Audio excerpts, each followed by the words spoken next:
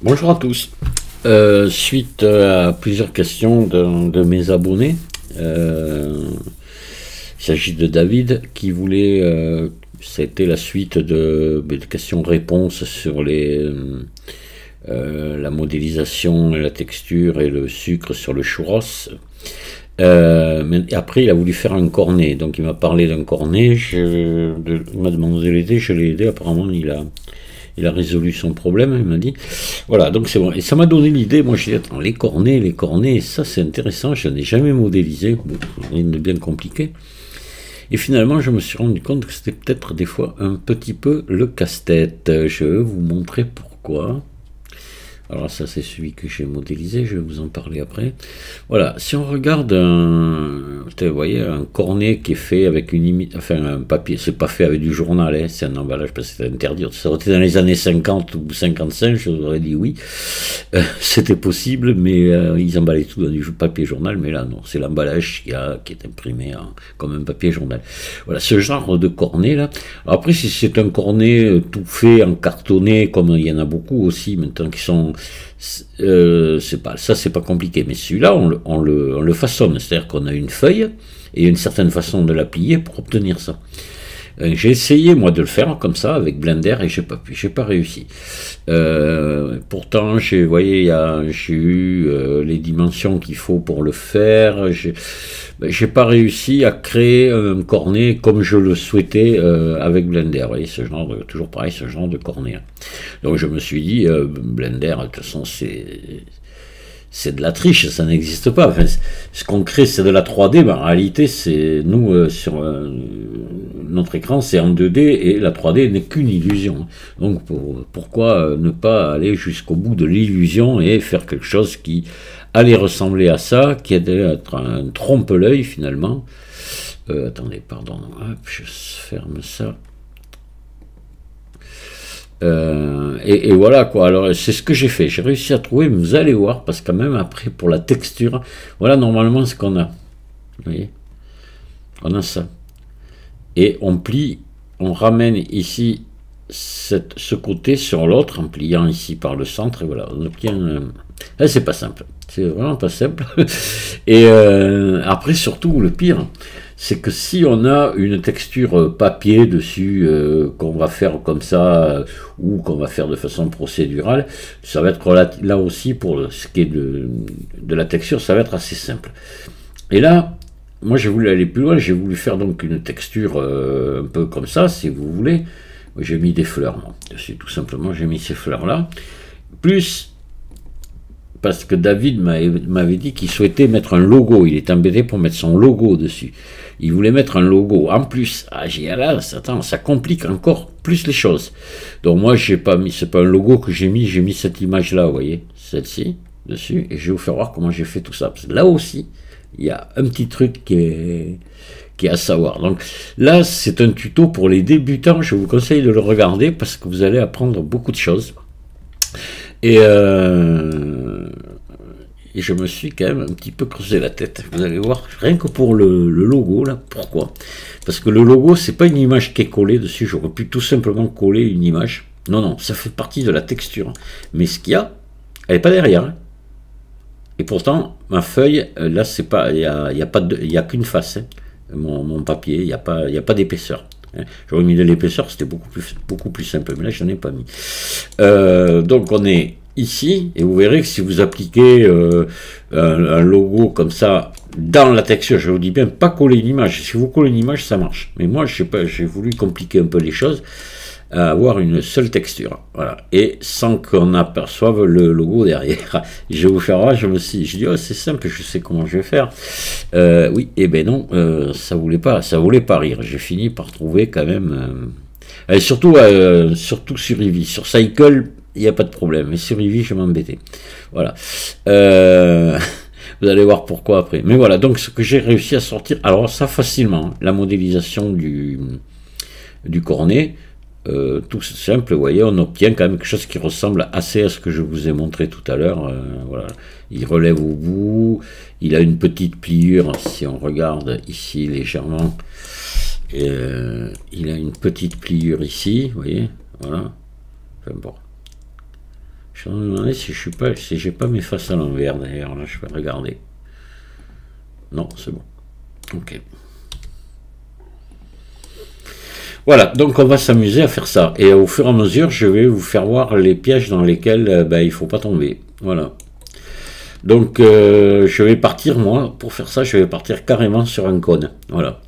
Alors vous allez me dire, ben oui, mais c'était la solution. Ben oui et non, parce que si c'est, comme je vous ai dit, si c'est un cornet en carton tout prêt que vous recevez dans un emballage, les cornets empilés les uns sur les autres, il va pas être comme ça. Il va être, c'est le cornet en carton qui est droit ici. Voilà, donc là, effectivement, on peut utiliser le cône de Blender, et puis c'est bon. Mais là, ça, non. Voilà, normalement, non, ce serait pas logique. Il aurait fallu prendre une feuille de papier et qu'on pliait. J'ai essayé, donc une feuille de papier comme ceci. Je répète, hein, pour bien m'expliquer, pour bien me faire comprendre. Elle est où? Elle est ici, voilà. Une feuille de papier comme ça, et la plier. Et donc ça, je l'ai essayé, voilà, en respectant les dimensions et tout là qui sont données. Bon, Blender, ou c'est moi, hein, c'est peut-être moi qui ne sais pas faire, mais j'ai essayé par plusieurs méthodes, avec le modificateur ployé, en utilisant une spirale, en utilisant un cercle de Bézier, en utilisant... J'ai pas réussi, j'y arrive, mais c'est pas terrible, quoi. C'est pas aussi bien que finalement que ce que j'ai fait là. Voilà. Donc là, on pourrait dire qu'il faudrait que ce soit peut-être un peu plus pointu ici, peut-être là, mais après il suffirait de déformer avec l'édition proportionnelle si on voulait. Mais bon, moi je l'ai fait comme ça. Il y a léger angle ici, puis voilà. Allez, on attaque de suite. Allez, on y va. Donc, on est sur Blender 4.02. On va ajouter un cône. Voilà. Donc, ce cône, on va lui changer un petit peu sa configuration. Donc, déjà, on va le déboucher. Voilà, rien. On va augmenter ici l'ouverture un petit peu là. Enfin, on va l'ouvrir ici. Voilà. Donc, rayon 2. Qui est à 0, on va le mettre, on va l'agrandir un petit peu comme ceci, et ce cône, on va l'allonger, on va lui mettre au moins comme ça. Après, évidemment, sa forme, c'est celle que vous voulez. Bon, moi, je vais prendre un cône assez pointu, comme ça. Voilà. C'est comme ça, il n'y a aucune raison, vraiment. Voilà. Donc là, je vais passer en mode édition, et je vais lui faire un RY 180. Voilà qui est fait. Et là, on va commencer à le travailler. On va se mettre en vue 1 et on va venir le couper ici. Donc, on sélectionne tout en mode édition, en mode sommet. Et je fais maillage bisecté. Voilà, je vais venir le couper. On va dire par là, comme ça, on dit. Voilà. Pourquoi pas. Voilà, et là, tant que c'est sélectionné, je me mets au-dessus du trait et j'appuie sur la touche V pour couper. Et je fais un clic droit. Gauche, pardon. Là, je sélectionne un sommet, je fais CTRL L et je fais X, sommet. Voilà, donc là, maintenant, on va lui donner un petit peu l'arête ici qu'on veut avoir. Donc, je vais me mettre là et je vais prendre l'arête centrale ici. Je vais activer l'édition proportionnelle, là, je vais me mettre en connecté seulement, et je vais venir tirer ici. Peut-être, voilà. Pas trop non plus. Après, c'est comme vous voulez, c'est vous donner la forme que vous souhaitez. Ici, pour que ça reste marqué, parce qu'on va mettre une subdivision de surface derrière, pour que ça reste bien marqué, vous allez faire un mode arrête, comme ça, toujours, un CTRL B. Ici, et vous allez venir marquer cette arête là, voilà, avec un petit coup de molette pour en mettre 3 comme ça, d'accord, voilà. Et là maintenant de l'autre côté, donc en vue 3, vous allez venir sélectionner cette arête ici, et vous allez vous mettre votre souris à côté et faire V ici. Voilà, donc là vous bougez un peu maintenant vous enlevez l'édition proportionnelle, vous bougez un petit peu ici. Hop. attendez que je regarde, est-ce que j'ai bien... Je me demande si j'ai bien coupé. Oui, c'est celle-ci. Voilà, c'est bon. Donc là, vous pouvez, si vous le souhaitez, l'extruder un petit peu. Faites E. Voilà. Vous pouvez même faire, peut-être, si vous mettez en vue 3, comme ça, faire R. Un tout petit peu comme ça. Voilà. Pousser encore un poil.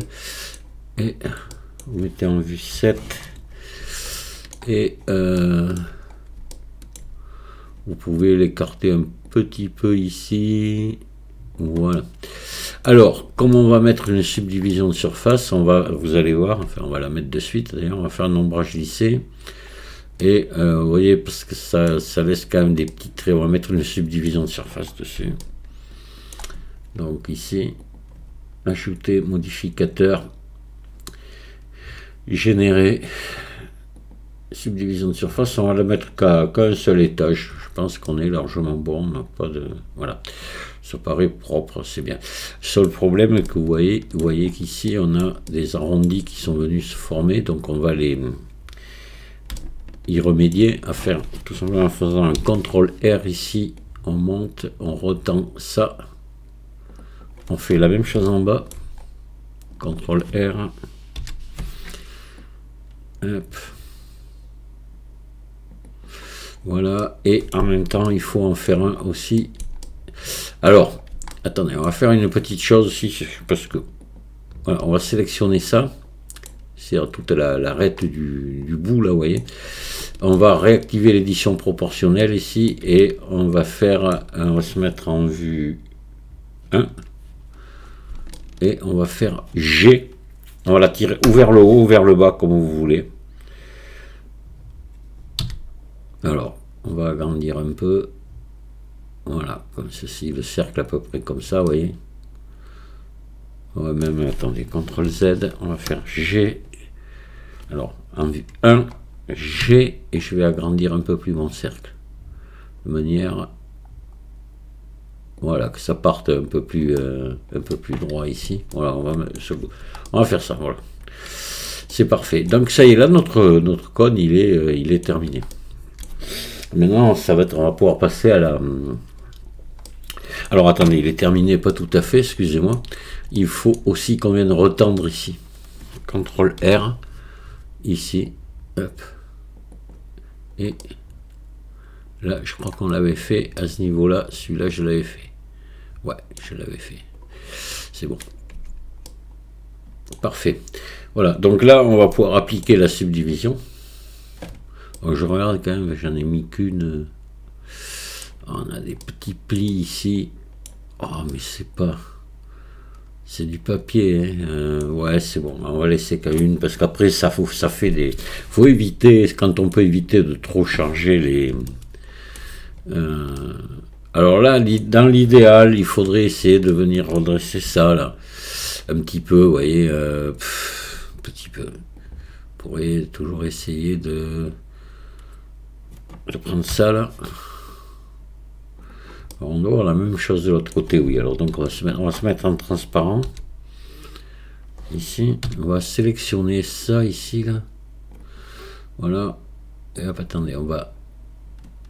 Oui, alors on va faire ça en réduisant le cercle là. Oh là j'ai quelque chose de sélectionné ailleurs, non, attendez. CTRL Z.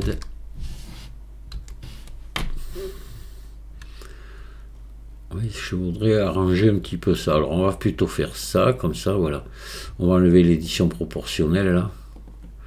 Et on va descendre un petit peu ici. Voilà. Un petit peu comme ça. Bon allez, on est pas mal. On peut faire R un petit peu. Et pour redresser un petit peu ici, je trouve que c'est un peu exagéré la courbe là. Voilà, allez, on va dire qu'on est bon. Ben à ce niveau-là, on va déjà enregistrer notre travail. Il faut toujours penser à enregistrer sous. Je vais marquer cornet tuto.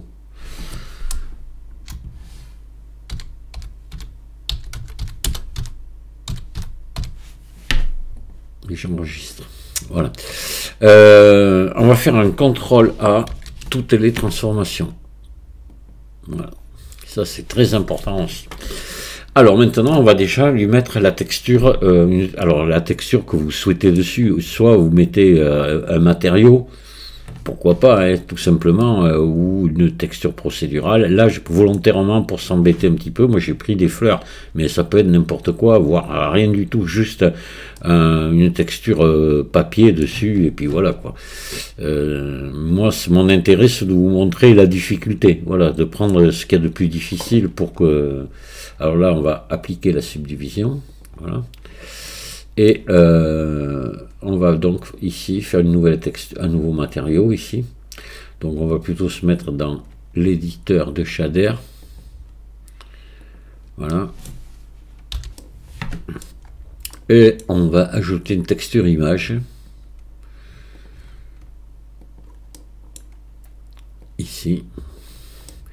Et je vais aller chercher mon image de fleur là, voilà. Vous mettrez ce que vous voudrez. On va pas se mettre en répété, on va se mettre en limité. Et ici, comme coordonnées de texture, on va être obligé de mettre une carte UV, parce qu'on va faire deux cartes UV, parce que vu qu'on va avoir deux dépliages UV. On va avoir un dépliage pour le cornet, et après un dépliage pour le logo. On est obligé de les différencier, parce que quand on va avoir réglé la texture de notre cornet, du papier du cornet, on ne peut plus y toucher. Si après on laissait la même carte UV, on va être obligé de modifier le dépliage pour le mettre à la bonne grandeur par rapport au logo, et on va à ce moment-là dérégler notre dépliage qui était fait pour la texture du papier. Donc quand c'est comme ça, on fait deux cartes UV. On va ajouter en entrée, à la place des coordonnées de texture, on met une carte UV ici. Voilà. Pour l'instant, on n'en a qu'une. Donc, vous voyez, par défaut, Blender ici en met une, carte UV, voilà, carte UV. On va en ajouter une autre. Voilà. On peut la renommer d'ailleurs, on va l'appeler logo. Voilà. Comme ça. Et puis celle-ci, on peut l'appeler par exemple papier.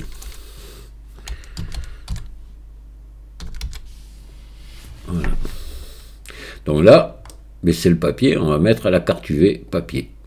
Donc c'est celle qui, pour l'instant, c'est celle que Blender a créée, a générée, mais nous on va modifier ça un petit peu. Donc on vient ici dans l'éditeur d'UV, ici je passe en mode édition, je sélectionne tout, et là on voit que Blender a généré une carte UV qui pourrait peut-être convenir, mais bon, c'est pas très logique. Parce que là en bas on va avoir des fleurs beaucoup plus petites qu'en haut, ça va pas aller du tout. Donc on va faire un dépliage UV. On va faire, alors là on n'a pas besoin de couture UV, hein. On n'est pas obligé de mettre des coutures UV puisque naturellement notre cornet est coupé ici, donc il n'y a pas besoin de mettre de couture. On va faire U, déplier, voilà, et on obtient ça. Là on va le réduire un petit peu. Et on va pour l'instant le laisser comme ça. On va déjà regarder ce que ça donne. Il va peut-être falloir le tourner un peu. Mais il faut qu'en gros que nos fleurs là soient parallèles à ça, à ça, à ça et à ça. Alors on n'est pas tout à fait parallèle. Théoriquement, il faudrait ici que ce soit droit. Mais on va pas s'amuser à ça parce qu'on va faire des déformations. On va faire une moyenne comme ça et vous allez voir, dans le cas des fleurs, là, ça va bien passer. Voilà. Ça devrait assez bien passer. Voilà, voilà ce qu'on obtient. Alors là, je ne sais pas si mes fleurs sont à l'endroit ou à l'envers. J'aurais plutôt envie de faire ça. Si je fais ça... Bon, de toute façon, après, là, vous regardez pour obtenir ce que vous avez envie d'obtenir. Hein. Voilà, mais là, bon, moi, je vais vous dire que ça va bien comme ça. Quoique... Oui, la feuille est en bas, la fleur est en haut, là, oui, ça va, ça. C'est pas... Mais vous voyez, on a une bonne proportion des fleurs, elles ne sont pas écrasées, rien, elles ont bien gardé leur forme, donc ça, moi, ça me convient très bien. Voilà. On va laisser comme ça. Donc, vous voyez, ce dépliage UV, c'est pour ça qu'on met deux cartes UV, parce que celui-ci, il ne faut plus qu'on y touche. Et forcément, quand je vais mettre le logo, parce que je le fais sur la même texture, je ne rapporte pas une image dessus. Je ne viens pas coller une image, comme je vous ai dit en introduction de la vidéo. On aurait pu, hein, c'est bien aussi. Mais je veux compliquer volontairement les choses. Voilà, c'est pour au moins que les débutants apprennent certaines choses, certaines fonctions de Blender. Que je fais ça, que je complique volontairement le travail. Donc là, on est bon. On va revenir ici sur l'éditeur de shader. Voilà. Et là, maintenant, on va se dire qu'on va rajouter le logo. D'accord? Voilà. Donc, pour rajouter le logo, déjà, il me faut l'autre carte UV. Donc, je peux dupliquer celle-ci. Voilà. Et puis là, ben, à la place de papier, ici, je prends le logo, déjà. Donc, mon logo, c'est une image. Je vais ajouter une texture image. Voilà. Que je vais aller chercher dans mon dossier où j'ai mis mes images. Hop, je l'ai là. Donc c'est vous voyez, une image avec un fond PNG. Hein. Donc ça pourrait être le logo d'une marque, n'importe quoi. J'ai pris ça. Bon. Voilà. Et je vais venir le brancher ici. Maintenant, il faut que je mélange ça au reste. Donc là, je vais ajouter ici un shader de mélange. Voilà. Et je vais venir ici brancher mon logo et ici l'alpha qui va faire la différence. Ah, vous voyez, ça y est, mon logo s'est collé, mais il couvre quasiment tout. C'est normal, il est beaucoup trop grand. Donc là, on va revenir dans l'éditeur d'UV. On va repasser en mode édition. Et là, on a bel et bien notre image du logo avec le dépliage UV dessus. On regarde bien que ce soit le bon dépliage UV. Eh bien non, c'est pas le bon, vous voyez. Attention à ça, ça faut y veiller. Parce que maintenant, si je modifie, je vais modifier le fond. Donc je veux pas, je veux celui du logo. Vous voyez, qui a gardé l'autre dépliage. On va faire U, déplier, comme on a fait précédemment. Voilà, et là, je vais le réduire. Et on va voir comment l'augmenter, pardon. Alors là, vous voyez, il y a une répétition. Alors ça, c'est pas bon déjà. On va revenir dans l'éditeur de shader. Et ici, vous voyez là on avait mis limité et là je ne l'ai pas fait. Donc c'est en répété, on va mettre en limité. Voilà, là ce qui fait qu'on va avoir qu'une seule image. Donc on repasse dans l'éditeur du V et on voit que notre image, ben, elle est pas mal, mais elle est au milieu là. Moi voilà, maintenant vous la mettez où vous voulez. Ça pourrait aller très bien. Hein. En plus, vous voyez, elle est en biais, comme ça. Bon, moi, j'ai envie de la mettre ici, sur le côté. Maintenant, si vous la voulez en face, vous pouvez la laisser en face. Pourquoi pas? Mais à ce moment-là, il faudrait venir ici, modifier, vous voyez, faire R pour la remettre ici d'aplomb par rapport au... Voilà, si vous la voulez plus grande, vous réduisez ici. Et là, elle est plus grande. Si vous la voulez plus basse ou plus haute, vous faites G et vous venez ici la mettre comme vous avez envie. D'accord? Si elle était trop large, il faudrait venir modifier la largeur. Allez, on va la mettre là. J'ai envie qu'elle soit ici. Alors, je vais faire G et je vais venir me la mettre par là. Et là, ben, elle pourrait être comme ça, pourquoi pas. Hein. Mais bon, déjà, je la trouve un peu grande. Pour un logo, ça ferait un peu grand. Donc je vais agrandir ici. Et je vais faire R là. Et je vais venir me la placer comme ça. Voilà. Ou peut-être par là même, pourquoi pas. Voilà. Moi ça me plaît comme ça. Ça me va. D'accord? Maintenant vous la faites comme vous voulez. Alors, on va voir ce qui se passe. Mais vous allez vous dire, ben, c'est terminé, ça y est, c'est bon, ça marche. Oui, mais voilà, le problème qu'il y a, c'est que vous voyez, elle est aussi à l'intérieur. Et donc là, ça c'est un problème, il va falloir y remédier. Pour pas qu'elle soit à l'intérieur. Et c'est là que ça se complique un petit peu. Donc on va revenir dans l'éditeur de shader. Et puis on va commencer à cogiter. Moi je me dis, ouais, bon, il y aurait une solution, ça serait ici de mettre ajouter ici une entrée géométrie. Voilà. Une entrée géométrie et venir ici la brancher sur le facteur, ici, à la place de l'alpha, mais l'alpha on va en avoir besoin, vous allez voir, on va essayer. Alors, on va se mettre comme ça, on va brancher ici en tac, tac, tac, tac, tac, tac, tac, face arrière, ici, on va faire ça. Ah, ça va pas. Donc là, il faut inverser. Passer celui-là ici, celui-là ici. Ah mince, oui, mais voilà, toujours le problème. Donc là, ce qu'on va faire, on va passer ici, on va venir. Faut pas oublier qu'on est sous Eevee, et c'est le gros problème avec Eevee. D'abord avec Cycle, qu'est-ce que ça donnerait? On va regarder. Bon, c'est pareil finalement. Le problème est le même hein, de toute façon. Donc on va venir ici sur Eevee et on va passer ici.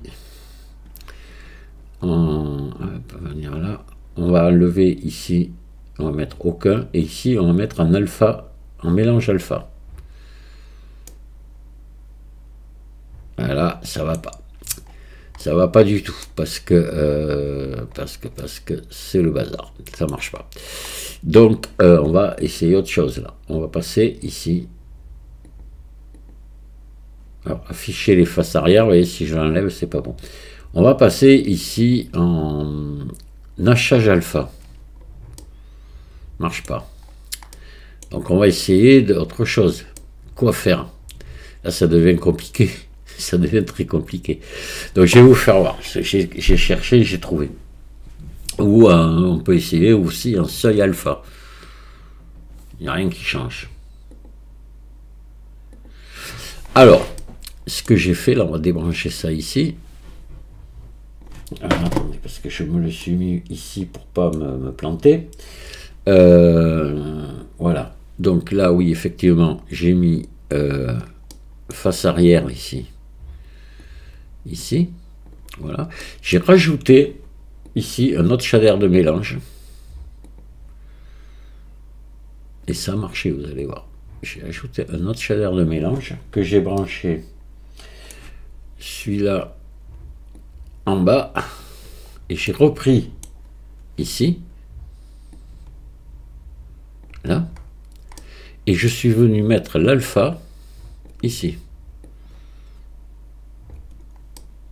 Voilà, et là on est bon, tout simplement, et là ça marche. Et ici, alors là, je ne sais plus si j'ai mis on va essayer, ou de l'alpha, mélange alpha, voyons.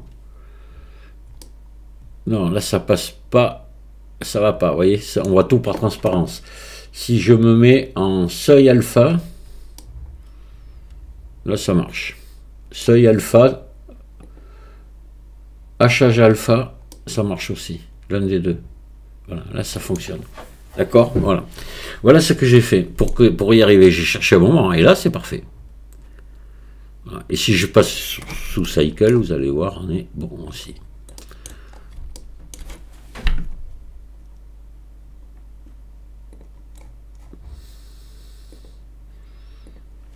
Voilà, pas de souci, ça marche. Voilà notre cornet de frites ou de churros, comme vous voulez réaliser. Il est sympa quand même. Voilà, il a fallu. Bon, finalement, c'est de la triche parce que normalement, on aurait dû déplier comme il faut un papier. Mais bon, je vous ai dit, comme je vous ai dit à l'intro, j'ai pas pu. Voilà, j'ai pas réussi à le faire. Mais ça, voilà, déjà, on obtient quelque chose d'assez ressemblant assez facilement. La difficulté, c'était surtout de trouver le truc pour que l'image soit visible de ce côté et pas de l'autre. Voilà. Alors ça, je vais vous avouer un truc, ce système-là, c'est la première fois que je le fais. Parce que j'avais déjà eu ce problème, et je cherchais un petit peu comment on pouvait faire. J'avais dit non, bon, c'est pas possible, on va carrément coller une image dessus, ce qui va très bien. Mais là, voilà, on a tout sur la même texture, et avec donc deux cartes UV différentes. Et voilà, voilà, l'affaire est jouée. Oui, un truc aussi que j'ai oublié de vous dire, parce que là, si vous voulez faire des réglages sur votre logo au niveau, ben, je sais pas, rugosité, etc. L'idéal, c'est de venir mettre aussi un BSDF guidé ici. Hein. Vous ajoutez, normalement, on doit faire comme ça. Hein. Shader BSDF guidé. Voilà, que vous venez intercaler ici. Hein. D'accord, voilà.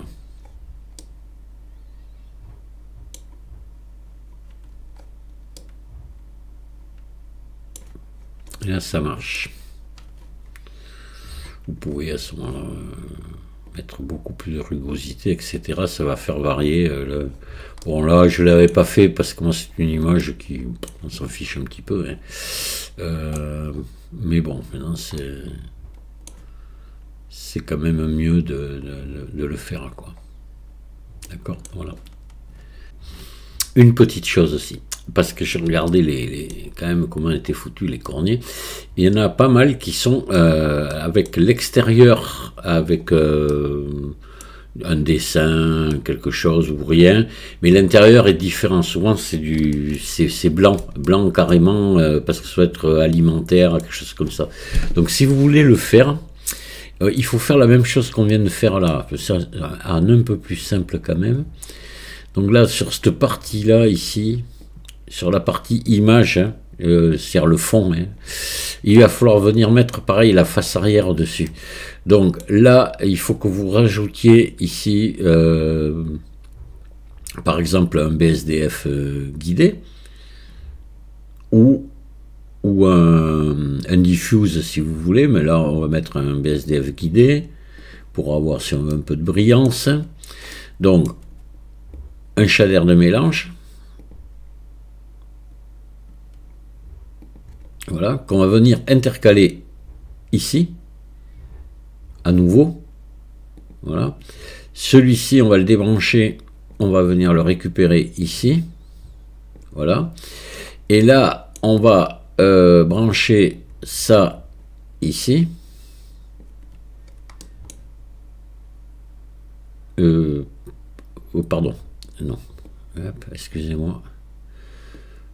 On va le brancher. Alors, on va faire un peu de place. On va brancher ça en dessous, ici. Ah mince. Voilà. Et là, le face arrière, ici. Alors, attendez, il faut se faire de la place, là, intelligemment. Donc, ça, on va le brancher ici, en haut. Celui-ci, on le remet là. Et là, ce face arrière ici, on vient le mettre ici. Voilà.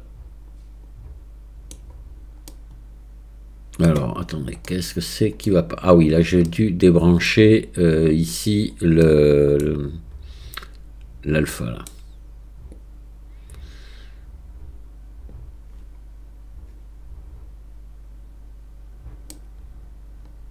Voilà. Et là, c'est bon, vous voyez. Là, tout est resté comme avant à l'extérieur. Et ici, dedans, j'ai que du blanc. Voilà, que je peux venir régler maintenant ici, si je le veux un peu lumineux ou pas. Voilà. Voilà, qu'il est spéculaire. Voilà, tout simplement, venir intercaler ici un autre. Et c'est toujours pareil, c'est la fonction face arrière ici, qui vient régler le mélange entre les deux images. C'est entre le blanc et l'image des fleurs.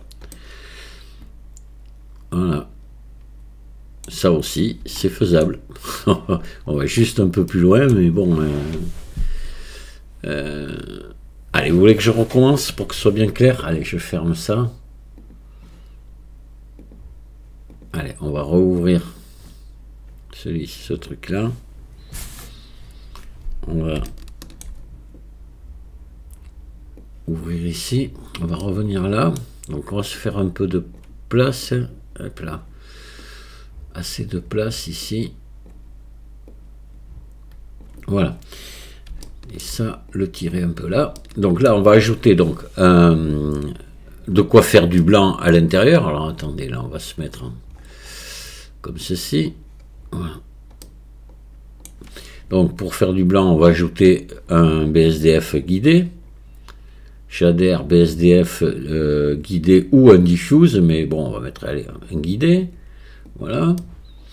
On va donc mettre un shader de mélange qu'on va venir intercaler ici. D'accord. Le guidé, lui, on va venir le brancher ici en bas. Voilà. Et pour de même celui-ci là, on va venir maintenant, on va le récupérer ici maintenant avec l'autre là, voilà la sortie. Et là, on va venir mettre la face arrière ici, la brancher ici. Voilà. Et voilà. On a l'intérieur blanc et l'extérieur avec des images. Et là, comme je vous disais précédemment, vous pouvez faire réglage. Voilà. D'accord. Voilà, ça c'est un petit plus, mais bon, il fallait que je le dise aussi parce que c'est quand même important. Voilà. Parce que je vous dis, regardez bien, si vous regardez des images de cornet comme ça, il y en a qui sont comme ça. Voilà. Alors si quelqu'un avait eu envie de le faire et ne savait pas le faire, voilà comment on le fait. Je vous remercie de m'avoir écouté. Si vous avez des questions, n'hésitez pas et je vous dis à très bientôt. Au revoir.